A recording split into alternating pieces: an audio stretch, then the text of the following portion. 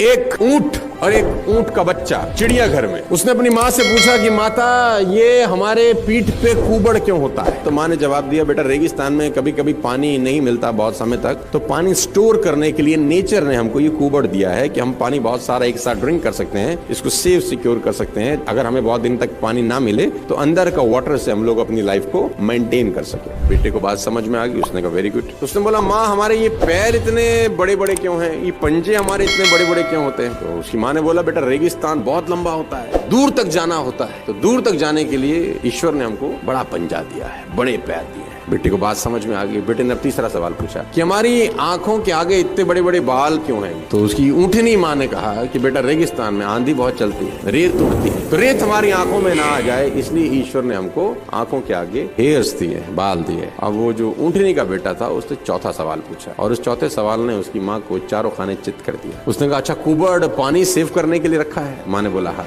पैर इसलिए कि रेगिस्तान में दूर तक जा सके? माँ ने बोला हाँ। आंखों के ऊपर बाल इसलिए कि आंखों में धूल ना आए, रेत ना आए? माँ ने बोला हाँ। तो फिर इस वक्त हम चिड़ियाघर में क्या कर रहे हैं? आपके पास कितनी भी क्वालिटीज क्यों ना हो, अगर आप राइट जगह पर नहीं हैं तो आप लकी नहीं हैं।